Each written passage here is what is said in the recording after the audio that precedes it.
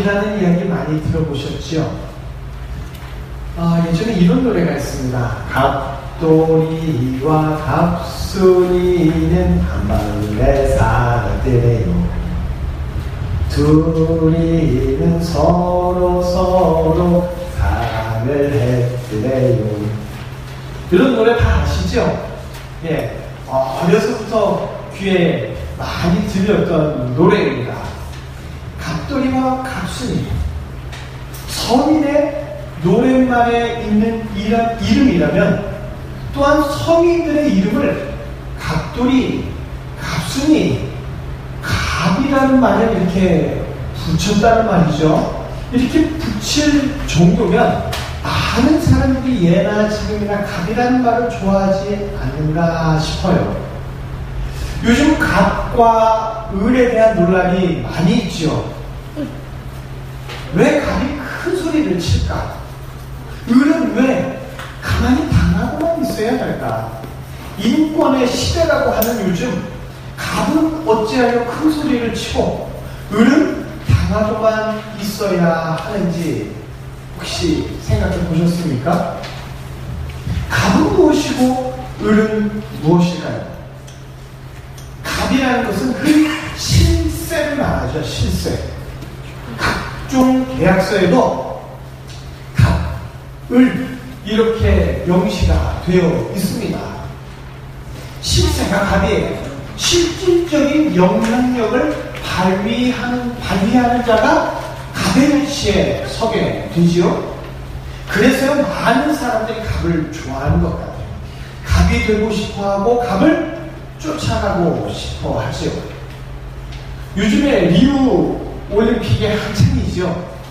2016 리우 올림픽. 그래서 더워서 밤에 잠도 잘 안 오겠다. 그래서 TV를 보시는 분들도 많이 계시는데, 우리나라 양궁 기가 막히죠. 전 종목 석권. 올림픽 이래 이런 적이 없는데 전 종목을 다 석권해버린 거예요. 남자, 여자, 단체, 개인. 네. 그러면 양궁에서는 확실히 대한민국이 갑이 되겠죠. 그런데 세계 랭킹 1위에 있는 사람을 4명이나 보유하고도 아무 금메달도 못 땄던 유도팀 같은 경우는 어디 가서 갑이라고 소리 못 지를 거예요. 오히려 눈치 보고 구석에 있고 비난을 받고 야단을 맞아야 되는 위치에 서게 되겠죠. 이제 축구가 곧 할 텐데, 축구가 8강에 올라가고 4강에 올라가고 결승 올라가고, 그러면 이제 막 우리나라가 갑이 돼가지고 각종 매스컴에 쭉 나올 텐데, 만약에 금방 떨어져가지고 진다라고 할 것 같으면 말로만 아시아의 맹주냐 이러면서 비아냥거리는 소리를 듣는 을의 위치에 서게 될지 모릅니다. 자, 군대에서요 이런 말들을 많이 합니다. 너 누구하고 군대 생활 오래 하냐? 네. 이렇게 하다 보니까 장교보다 고참들이 더 실세의 자리, 영향력이 큰 자리, 갑의 자리에 서게 되죠. 그러니까 다시 말해서 갑이라는 것은 절대적인 영향력의 자리입니다. 그래서 누구든지 갑을 좋아해요. 갑이 되고 싶어 합니다. 갑이 되겠습니까? 을이 되겠습니까? 말을 할 때 누구나 다 갑이 되고 싶어 해요. 그리고 내가 갑이 못 된다 할지라도 갑이 누구인 줄을 알으려고 그래요. 그래서 갑을 찾아서 그 갑의 기분을 잘 맞추어서 이득을 얻으려고 하죠. 그렇게 해야, 갑을 잘 알아야, 갑의 기분을 잘 맞추어야 군대 생활도 편해지고요, 사회생활도, 직장생활도, 인생도 편안하게 지낼 수 있기 때문이지. 갑을 알아봐야 소위 갑질의 횡포에서 벗어날 수 있으니까 그런 거죠. 그래서 갑과 함께 내가 또 다른 갑의 자리에 오를 수 있으니까 그렇게 갑을 찾으려고 하는 거예요. 이 세상 사람들은 그렇게 여기저기 평생 갑을 쫓아가면서 살아갑니다만은, 답이 되지 못한 채, 가백의 횡포를 당한 채 그렇게 처량하게 살아가고 있는 것이 오늘날 모든 사람들의 현실입니다. 자, 오늘 본문을 한번 보실까요? 다윗이 아비가일을 향하여 아주 기뻐하는 모습이 나와요. 오늘 우리가 읽었던 4절의 말씀, 아비가일을 다윗이 굉장히 좋아하는 모습입니다. 다윗과 아비가일의 관계가 도대체 어떤 관계였길래 다윗이 이렇게 아비가일을 좋아하는 걸까? 그런데 오늘 본문 바로 전에 이야기를 보면 그렇게 좋은 관계가 될 수가 없어요. 오늘 읽었던 본문 바로 전에 이야기들을 쭉 살펴보면 나발이라는 자가 나와요. 나발이라는 인물이 나오는데 다윗이 사울을 피해서 지금 도망 다니고 있는 중이거든요. 도망 다니다가 그 지역 사회의 유지였던 나발에게 다윗이 이 추종자들이 이 무리가 피곤하고 힘들고 굶주렸으니까 조금 도움을 주시오 요청을 했습니다. 그런데 나발이 그 도움을 거절할 뿐만이 아니라 도망자 다윗을 아주 심하게 모욕을 합니다. 그래서 다윗이 나발에게 엄청난 모욕을 당한 거예요. 그러니까 화가 날 수밖에 없겠죠. 화가 난 다윗은 나발과 그의 가족을 멸하기로 작정을 합니다. 그래서 자기가 데리고 있던 모든 수하들을 다 동원해요. 그리고 복수의 길을 떠납니다.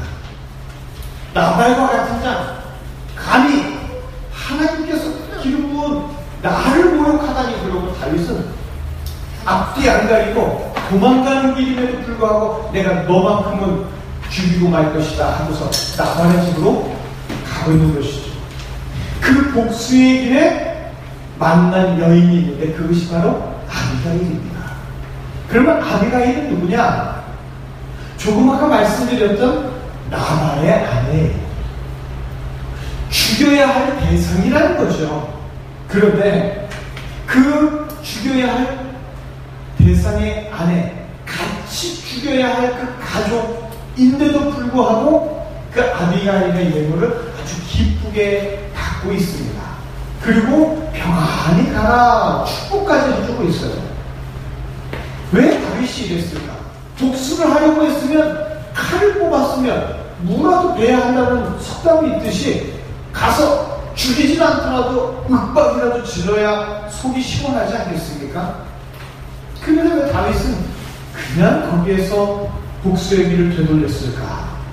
그리고 원수의 아내를 보고 그렇게 좋아했을까? 혹시 다윗이 미인계에 넘어갔을까? 아니면 아비가일이 가져온 예물들은 엄청난 보물이 있으니까 재물에 눈이 먼 다윗이 이 정도면 그냥 먹고 떨어지자 이런 걸까요? 아비가일의 말장난에 넘어간 걸까요? 다윗은 지금 아주 우유부단의 극치를 보여주고 있는 거예요. 언제는 막 열이 올라가서 이 집안을 모조리 멸하겠다 할 때는 언제고 지금은 좋아서 허허허 웃으면서 평안히 가라. 왜 다윗이 이럴까요? 다윗이 아주 미련하고 좋은 줄 걸린 사람처럼 왔다 갔다 하는 사람이겠습니까? 다윗의 이런 표리부동한 자세에서 왔다 갔다 하는 다윗의 모습에서 오늘 우리는 놀라운 주님의 은혜를 발견하고자 합니다. 하나님께서 처음 세상을 만드셨어요. 그리고 사람을 만드셨죠. 하나님께서 처음 사람을 만드셨을 때는 그 창조된 사람 아담은 이 세상의 갑이 누구인지를 굳이 찾아 헤매지 않아도 되었습니다. 아담 역시 당연히 갑을, 실세를 알아야 됐어요. 그렇죠? 그렇게 파악해야 에덴에서도 편히 살 수 있을 테니까요. 하지만 하나님은요, 인간을 창조해 주시면서 지혜도 함께 불어넣어 주셨어요. 자연이 천지를 만드시니까 누구이신지, 지금의 실세가 누구인지 알고 있었다는 거죠. 하나님이 갑이요 하나님이 실세, 하나님이 온 세상의 주인이라는 것을 아담은 하나님이 창조와 동시에 지혜를 불어넣어 주셨기 때문에 알고 있었습니다.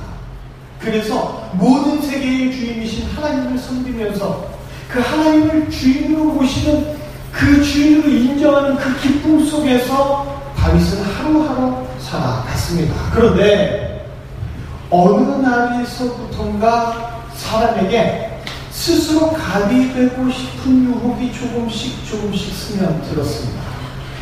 하나님과 동등해지고 싶어서, 스스로 갑이 되고 싶어서, 스스로 실세가 되고 싶어서, 내가 스스로 주인이 되고자 그렇게 선악과를 먹어버렸죠.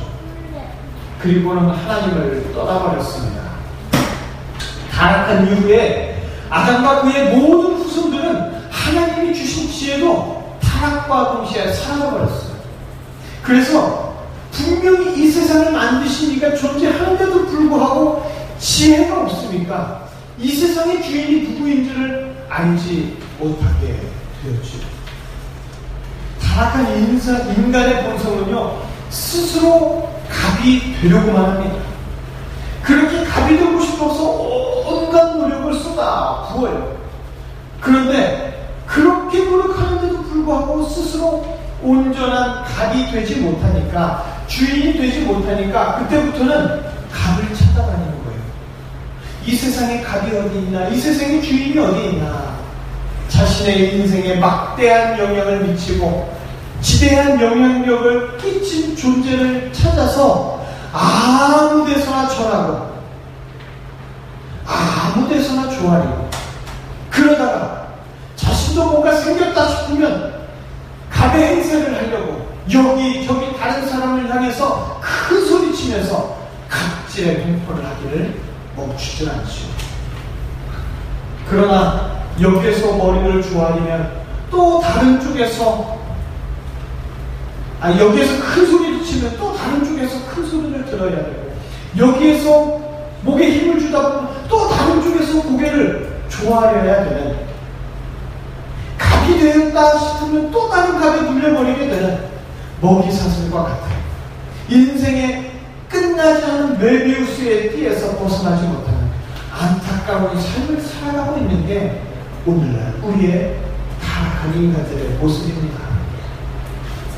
오늘 다윗은요, 이렇게 소위 갑질을 행사하러 길을 나섰습니다. 동원할 수 있는 모든 수단들을 다 데리고요, 자신에게 모욕을 주었던 나발의 집안을 완전히 멸해서 그 모욕을 씻으려고 합니다. 그런데 가던 도중 아비가일이라는 여인을 만나요. 알고 보니 이 여인은 자기가 죽이고 멸망시킬 그 나발의 아내였습니다. 그런데도 불구하고 다윗은 이 아비가일을 보고 마음을 돌리죠. 왜 마음을 돌렸을까? 왜 다윗의 마음이 확 180도로 바뀌었을까? 다윗이 이 이쁜 여자를 탐내서가 아니에요. 아비가일이 가져왔던 재물이 탐나서가 아닙니다. 오늘 성경은 분명히 말하고 있습니다. 다윗은 아비가일의 말을 듣고서 그의 마음을 돌렸어요. 오늘의 본문 바로 전에 아비가일의 말이 나옵니다. 당시의 현실에서는요, 실세가 누구냐? 사울이었습니다. 사울은 현직 왕, 그리고 다윗은 그 사울에게로부터 도망다니는 도망자, 반역자. 어찌 보면 나발이 실세를 더 정확하게 파악했는지도 모르겠어요. 그러니까 나는 사울 왕에게 충성하겠다, 이 비겁한 도망자 다윗아, 그러면서 모욕을 주었는지도 모르죠. 그러나 아비가일은요, 하나님을 경외하는 자였습니다. 하나님의 뜻을 마음에 두는 여인이었어요. 그래서 아비가일은 하나님이 세우시려는 이가 다윗임을 알아보았던 겁니다. 그리고 다윗을 인정하는 말을 바로 다윗 앞에서 고백하는 거예요. 지금 실제 왕이 누구냐 하는 것보다 이 세상의 실제 주인이신 하나님의 뜻이 누구에게 있는지 누구냐? 여기에 더 관심을 두었던 자가 바로 아비가일이라는 여인이었죠. 당장 사울 왕에게 가서 다윗 행적을 고해 바치면 나발의 집이 멸망받을 위기도 면하고 공도 세울 수 있어요. 그런데도 불구하고 아비가일은 진정한 주인이 누구인지를 알았기 때문에, 그 진정한 주인이신 하나님이 택하신 자가 누구인지를 알았기 때문에 다윗 앞에서 다윗을 인정하는 고백을 하죠. 하나님은요, 하나님의 뜻을 알고 하나님의 뜻을 인정하고 하나님의 사랑 다윗을 인정하는 아비가일을 용서하도록 다윗에게 강하게 역사하셨습니다. 그래서 다윗은요, 진정한 주인을 알아보고 하나님께서, 그 진정한 주인이신 하나님께서 기름 부은 자신을, 세상은 도망자로만 알고 있는 자신을 인정하고 그 앞에서 다윗을 하나님이 세우신 자라고 고백하는 아비가일을 지혜롭다 여기면서 아비가일의 예물을 받습니다. 그리고 그녀의 마음을 받고 평안히 가라 말하죠. 누가복음 6장 1절부터 5절에 보면 제자들이 밀밭 사이로 지나가다가 밀리삭을 비벼먹는 이야기가 나옵니다. 우리 잠시 함께 읽어보실까요? 안식일에 예수께서 밀밭 사이로 지나가실새 어떤 바리새인들이 말하되 어찌하여 안식일에 하지 못할 일을 하느냐. 예수께서 대답하여 이르시되 다윗이 자기 및 자기와 함께한 자들이 시작할 때 한 일을 잊지 못하였느냐. 그가 하나님의 전에 들어가서 다만 제사장 외에는 먹어서는 안 되는 진설병을 먹고 함께한 자들에게도 주지 아니하였느냐. 우리 큰 소리로 함께 읽겠습니다. 또 이르시되 안자는 안식일의 주인이라 하시더라. 제자들이 밀밭 사이로 가다가 이렇게 몇 개 해가지고 이렇게 먹었어요. 그런데 그것이 안식일에 해서는 안 되는 일입니다. 휴식의 행위, 일의 범주에 들어가서 안식일에는 그렇게 하면 안 되는 거예요. 그걸 유대인으로 자랐던 제자들도 알았고 예수님도 알았어요. 그런데 아무도 안 보니까 슬쩍 먹었는데 딱 걸린 것이죠. 그것을 본 바리새인들이 안식일을 범했다고 예수님한테 따지는 거예요. 이에 예수님은 미안해, 너무 배고파서 그랬어. 이런 해명을 하시는 게 아니라 엉뚱한 얘기를 하시는 거예요. 안식일의 주인은 인자다. 예수님 당시의 식세는요, 율법이었습니다. 율법에 정통한 자가 권위를 갖는 시대였어요. 모든 것은 당시 유대 땅에서 율법에 의해 판단되고 결정되었습니다. 그런데 예수님은 이 실세를 완전히 바꾸려고 하시는 거예요. 실세인 율법을 안 따르시겠다는 겁니다. 율법을 주신 하나님의 뜻을 따르고 율법 대신 자신을 안식일의 주인이라고 말씀하시죠.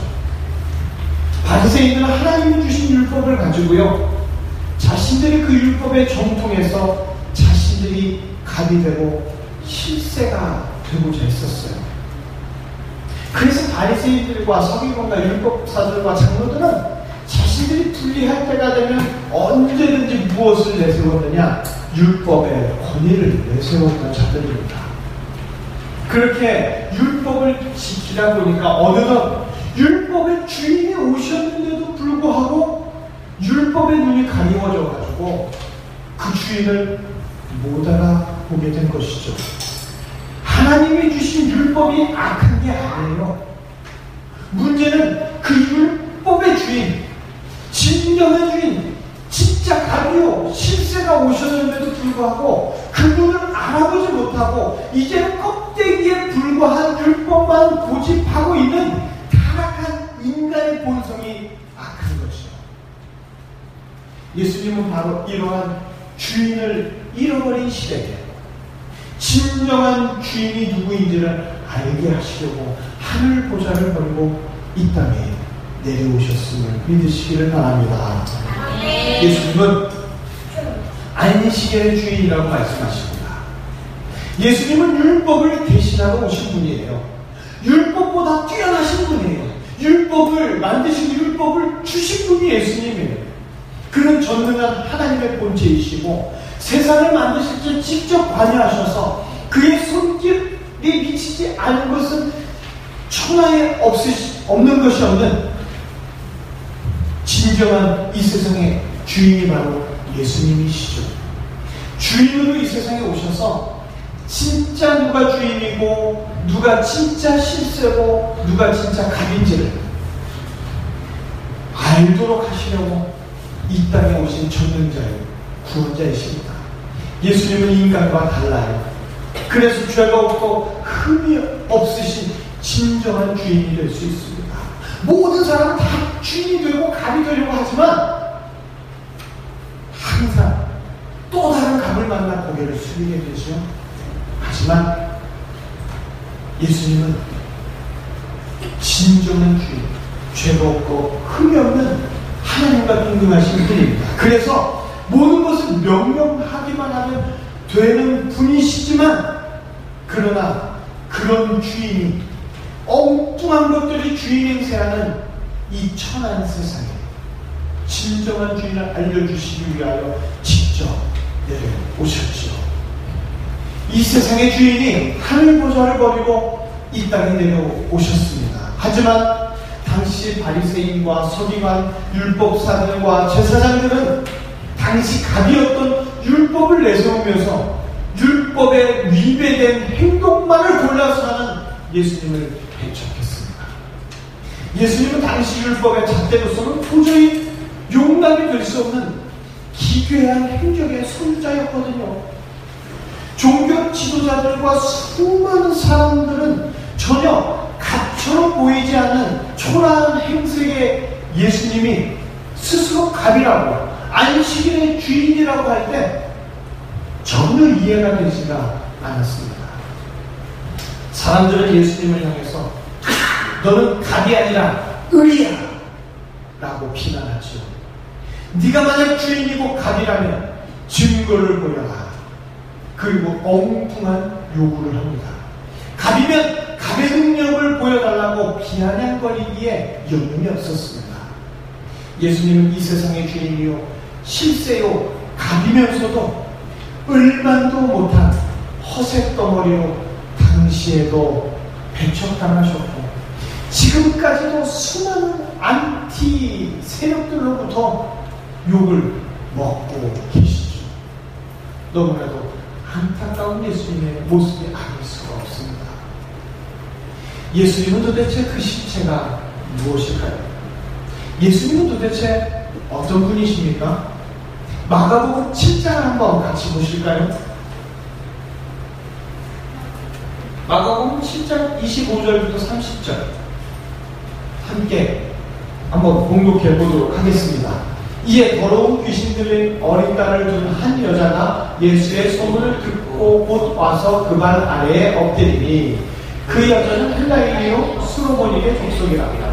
자기 딸에게서 귀신 쫓아내 주시기를 간구하거든 예수께서 이르시되 자녀로 먼저 그에게 먹게 하시니 자녀의 떡을 취하여 개들에게 던짐이 마땅치 아니하니라.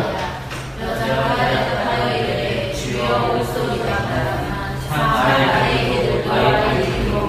부스러기를 먹나이다. 예수께서 이르시되 이 말을 하였으니 돌아가라. 귀신이 내 딸에게서 나갔느니라. 여자가 집에 돌아가 본즉 아이가 침상에 들었고 귀신이 나갔더라. 수로보닉의 족속의 한 여인이 예수님께 와서 자기 딸을 위하여 간곡하게 청을 하고 있지요. 얼마나 자기의 딸의 상황이 안 좋았으면 아녀자의 몸으로 무조건 달려와서 예수님 앞에 엎드렸겠어요. 그렇게 엎드린 예수님 앞에서 예수님은요 그 여인을 이렇게 좀 보듬어주고 위로해주고 어찌 왔냐고 물어주시는 게 아니라 공개 석상에서 예수님은 찾아온 여인을 개에 견주어서 욕을 하고 망신을 주고 있어요. 사랑이 예수님 아니에요? 사랑의 예수님께서 왜 이렇게 말씀을 하실까? 예수님의 사랑이 이만큼 큰데 하도 많이 나눠주다 보니까 방전이 돼가지고 사랑이 없을 때 해필이면 그 여자가 찾아와가지고 이런 개 같은 그냥 이렇게 해서 예수님이 욕을 하시겠습니까? 이 여자가 시계를 잘못 찾은 거예요? 아니죠. 이 여인은요, 예수님을 올바로 찾아왔어요. 그리고 이 여인은 예수님이 진정한 주인 되심을 인정하는 말을 고백합니다. 예수님과 맞먹으려는, 아니 예수님을 자기 발 아래 두려고 하는 많은 사람들하고는 다르게 이 여인은 자신이 개라도 좋다, 그러나 예수님은 진정한 주님이시다 라면서 예수님을 온전히 인정하는 말을 고백하고 있어요. 자신이 개와 같다는 말은 예수님을 그만큼 높이고 예수님을 그만큼 인정하는 말인 거죠. 예수님이 말씀하십니다. 이 말을 하였으니, 그러면서 기뻐하시면서 이제 돌아가라고 하세요. 예수님은요, 예수님을 인정하는, 예수님을 주인 삼는, 예수님을 갑으로 인정하는 말을 너무나도 기뻐하세요. 예수님은 이 세상에 진정한 주인이 누구인지를 알게 하시기 위해서 이 땅에 오셨어요. 그래서 그 주인을 주인으로 고백하는 자에게 구원을 베풀어 주시기 위해서 오셨기 때문에 예수님을 인정하는 말을 들으셨을 때 너무나도 기뻐하셨던 거죠. 예수님은 이방인, 유대인, 혼혈인 누구라도 상관하지 아니하시고 누구라도 예수님을 주로 인정할 때 예수님은 기꺼이 그를 받아 주시는 분임을 믿으시기를 바랍니다. 고백은요, 예수님을 진정한 주인으로, 진정한 값, 진정한 실수로 인정하는 것이 고백입니다. 사람들이 고백을 많이 하죠. 그러나 허공을 치는 메아리로 끝나는 말을 고백이라고 하지 않습니다. 연인들이요, 만나서 자기야 사랑해, 자기야 사랑해 고백하죠. 그런데 10분 8분, 아니 10이면 10. 남자들이 자기야 사랑해 하는 동시에 아주 예쁜 여자가 미니스커트를 입고 지나간다 그러면 자기야 사랑해 사랑한다고 하면서 눈은 아주 예쁘고 섹시한 아가씨의 모습에 그 정도에 있어요. 이것은 진정한 고백이라고 하시겠습니까? 사람들은요, 예수님께 고백합니다. 내가 주인 삼은 모든 걸 내려놓고 사랑합니다 나의 예수님. 많은 이들이 찬양을 하는데 과연 그것이 진정한 고백이 될 수 있습니까? 진정한 고백은요, 저 마음 깊은 곳에서부터 생활의 구석구석에서 예수님을 인정하는 것이 고백입니다. 생명을 내건 말로 하는 고백이 진정한 고백이에요. 말 한마디로 내가 불이익을 당하고 내가 죽게 될지라도 그래도 내뱉을 수 있는 예수님을 인정하는 말, 그것이 고백입니다. 예수님은 이런 고백을 기뻐하시고 이런 자의 소원을 예수님은 기필코 들어주시죠. 예수님을 진정한 각, 진정한 실세, 내 삶의 주인으로 인정하는 자를 예수님은 천국으로 인도하여 주신 거예요. 천지를 창조하신 하나님 아버지는요, 모든 인간들이 진정한 각, 진정한 주인을 알기를 원하고 계십니다. 그러나 타락한 인간은 스스로 갑이 되고자 그 하나님을 떠나버렸죠. 그러면서 하나님이 부어주신 지혜도 잃어버린 채 진정한 주인이 누구인지, 진정한 갑이 누구인지 모른 채 이 세상을 안타깝게 살아가고 있습니다. 진정한 주인을 몰라서 미신에 의지하고, 진정한 주인을 모르니까 점을 보러 여기저기 찾아다니고, 여기가 용하더라 그러면 여기 가고, 저기가 용하더라 하면 저기 가고, 심지어는 교회까지 저기가 용하더라 그러면 저 교회 가고, 저 교회가 용하더라 그러면 저 교회 가고, 과학이라는 이성의 신을 신봉하면서 혼자 똑똑한 척은 다 하는데 결국 삶의 주인이 누구인지를 모르기 때문에 광야를 맴도는 것 같은 메마른 삶을 살 수밖에 없습니다. 그래서 은혜의 하나님 아버지는 예수님을 보내주셨어요. 예수님을 보내셔서 안식일의 주인이요, 율법의 주인이요, 우리 삶의 주인이요, 온 세상의 주인이 누구인지를 똑바로 알게 해 주시죠. 하나님 아버지께서 보내신 예수님으로 인하여 주인을 잃어버렸던 인간은 다시 주인을 찾게 되었습니다. 그리고 그 주인과 더불어 먹고 마시면 천국을 누릴 수 있는 놀라운 복을 얻게 되었습니다. 그리고 주인을 섬기는 영원한 종인 줄 알았는데 예수님으로 인하여 하나님의 자녀, 신의 아들로서의 지위를 주셔서 천국에서 영원히 거하게 하신 줄을 믿으시기 바랍니다. 하나님 아버지의 은혜로 주인을 올바로 알고 인정함으로써 이제는 종이 아닌 주인의 아들이 되는 영광을 누리게 된 줄로 믿습니다. 오늘 다윗은요 바로 예수님을 예표하고 있지요. 예수님은 다윗처럼 예수님을 인정하는 자를 무조건 받아주십니다. 원수의 아내, 비천한 자, 여인, 이방인, 유대인 아무 상관없어요. 오늘 본문에서요 다윗은 아비가일을 지혜로운 여인이다 말씀하시죠. 지혜는요 주인이 누구인지를 제대로 아는 것이 지혜입니다. 성경은 아비가일에 대해서 설명할 때 외모에 대한 부분이 없어요. 그저 오늘 성경에서 말씀하신 대로 지혜로운 여인이다라고 표현하고 있습니다. 에스더 아주 예뻤다고 나와있죠. 바세바 몸의 라인에 끝내주었다. 그래서 다윗이 한간에 많이 얘기하잖아요. 예쁘다, 몸매가 좋다 다 말하고 있지만 아비가일은 외모에 대해서 하나도 안 나오고 뭐에 대해서 나옵니까? 지혜로움만 나오고 있어요. 값을 알고 실세를 파악하고 주인을 인정하는 그 놀라운 지혜로 이 아비가일은요 자신뿐만 아니라 자신의 가문이 멸문당할 위기로부터 벗어나게 되었습니다. 비록 하나님은 하나님이 기름 부은 다윗을 유혹했던 나발을 치셨어요. 하지만 아비가일은 남편이 없는 여자로서 과부로서 비참하게 산 것이 아니라 오히려 다윗의 아내가 되어서 왕비가 되는 복까지 누리게 된 줄로 믿습니다.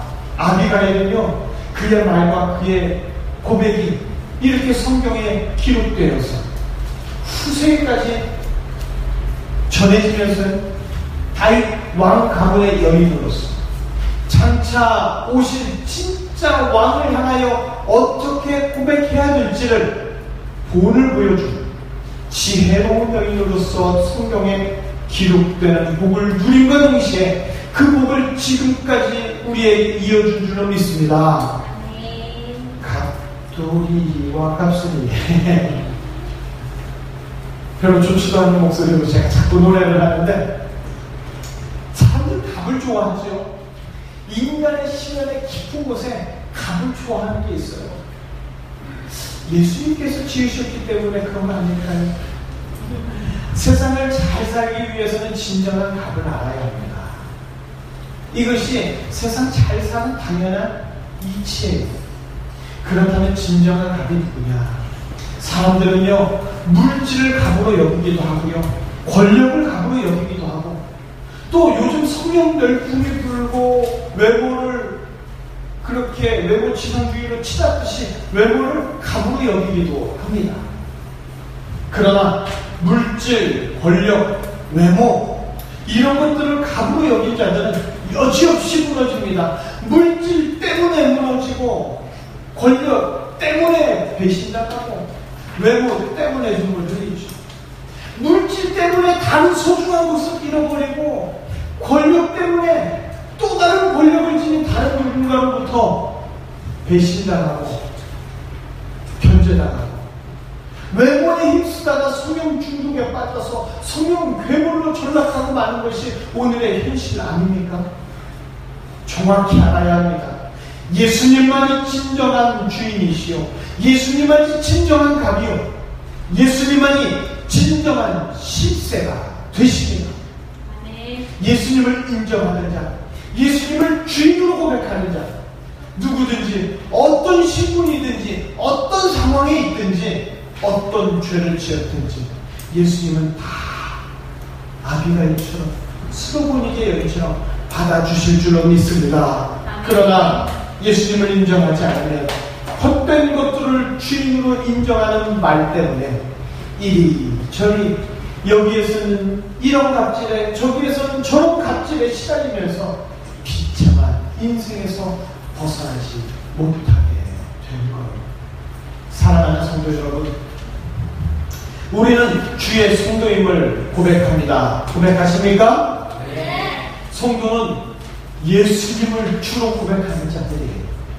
하지만 성도라고 하면서도 여전히 세상 일에 더 관심이 가고 다른 요소, 다른 요인이 내게 더 영향을 미칠 것 같아서 신경이 쓰인다면 이는 예수를 주하고 헛된 말로만 짓거리는 사람일 뿐입니다. 아비가일처럼, 스로보니게 여인처럼 세상에서는 예수님이 없는 것 같은 현상이 보일 때가 있어요. 예수님 때문에 욕먹을 것 같은 상황이 벌어질 때가 있어요. 하지만 아비가일처럼, 스로보니게 여인처럼 성도는 숨겨지고 가려진 진짜 실세, 진짜 주인이신 예수님을 매 순간 인정하고 내 삶의 주인으로 고백하는 자가 바로 성도인 줄을 믿습니다. 요즘 실세, 진정한 실세를 모르는 성도가 너무 많아요. 이런 걸 가지고 감이 없다 그렇죠. 감은 가을이 돼서 나오는 일은 하지만 그 감이 아니라 주인을 모르는 성도를 감이 없는 성도다라고 이야기를 하는 거예요.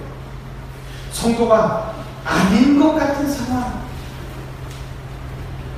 내가 개 같은 여자라는 욕을 먹을 것 같은 상황, 그런 상황에서도 예수님을 주로 인정하고 고백하게 될 때 예수님은 이미 들으시고 우리를 칭찬해 주실 줄 믿습니다. 그런 칭찬을 사모하는 자가 성도입니다. 이제 우리는 진정한 주인을 알아야 해요. 아비가일처럼 지혜롭기를 축원합니다. 지혜로운 삶을 살기를 축원합니다. 그러려면 세상에 갑을 쫓지 말고 진정한 주인에게 고백을 해야 되는 거예요. 세상은요, 서로가 갑이라고 느껴요. 내가 갑이라고. 지금 보잘것 없어도 내가 왕년에 갑이었는데. 그러면서 서로 갑질하면서 서로에게 상처를 주는 게 세상이죠. 그러나 진정한 갑이라면 갑다워야 하지 않겠습니까? 아픔의 갑질, 상처의 갑질이 아니라 일으켜주고 세워주는 갑의 역사가 있어야 진짜 갑의 역사가 아니겠습니까? 네. 진정한 갑의 역사, 살려주고 생명을 주는 갑의 역사, 예수님만이 가능합니다. 이 자리에 모인 우리 모두는 예수님을 주인으로 고백하는 자들임을 고백하십니까? 네. 그러나 내가 좋을 때만 예수님이 주인 되신다고 찬양하는 자는 예수님을 진정으로 인정하는 자가 아닙니다. 물론 나에게 좋은 것 주시는 분, 나에게 건강 주시는 분, 나에게 풍족한 물질을 주시는 분 예수님이시죠. 하지만 가끔씩 나에게 어려움과 고통 속에서 주인이 혼동되는 상황 속에서 우리를 이끌고 계시는 분 또한 예수님이세요. 그런 상황을 주시는 더 깊은 예수님도 우리는 알아야 합니다. 오늘 아비가일의 말은요, 그렇게 쉽게 내뱉을 수 있는 말이 아니에요. 당시의 실세, 사울 왕의 귀에 들어갔다 그러면 배역죄인으로 삼족이 멸하는 거예요. 그런 말이에요. 그러나 아비가일은 세상의 흐름에 따르지 않고 값을 제대로 알아보는 지혜를 지니고 있는 여인이었습니다. 그 지혜로서 진정한 주인을 구분했어요. 3대가 멸족되는 죽음 앞에서도 진정한 주인 하나님을 알아봤고 하나님이 세우신 다윗을 알아보고 그 앞에서 고백을 했습니다.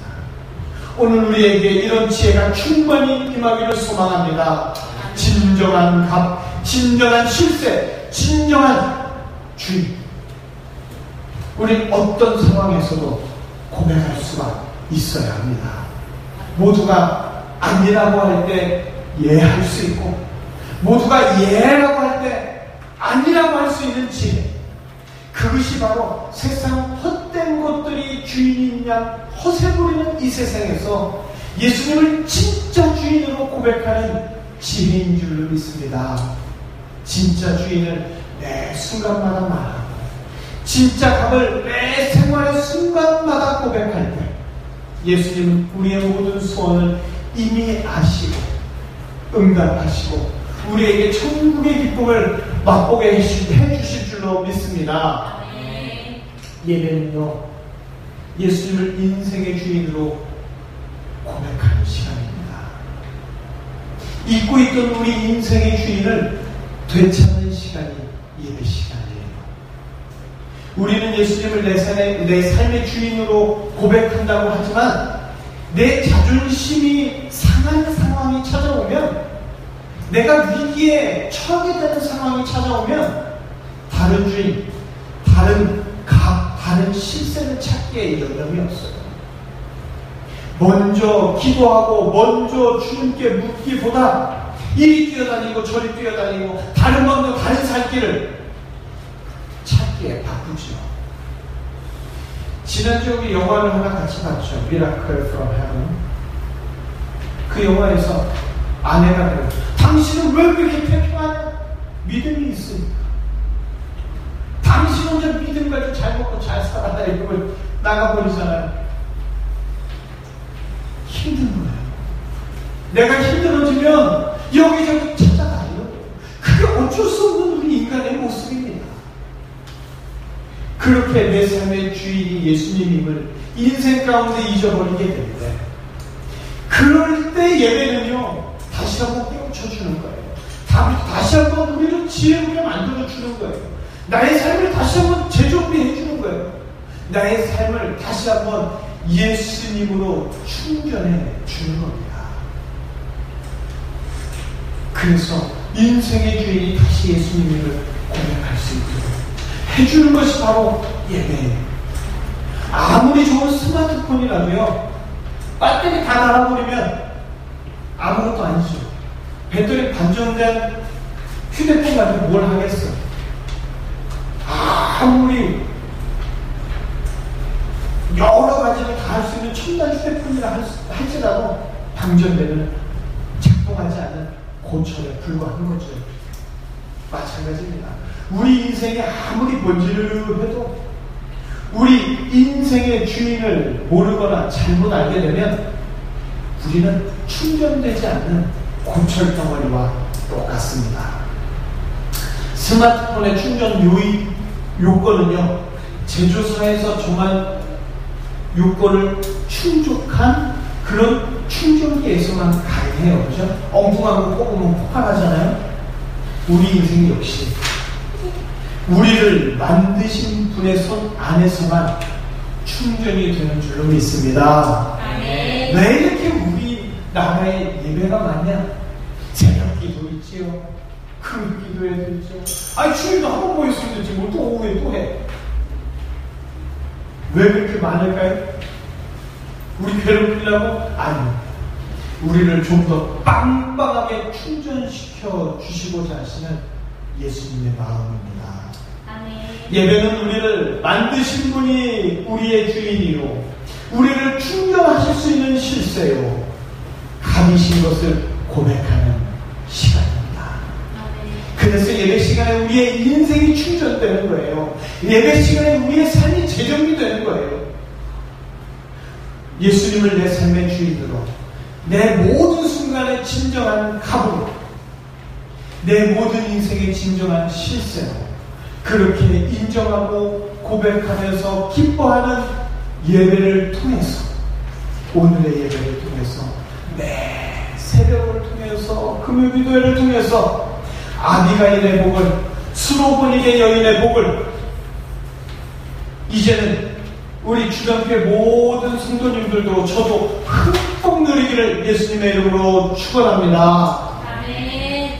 예수님으로 충전되는 인생, 예수님으로 가득 찬 인생, 예수님으로 실속 있는 인생, 우리의 인생 되기를 다시 한번 주님의 이름으로 축원합니다.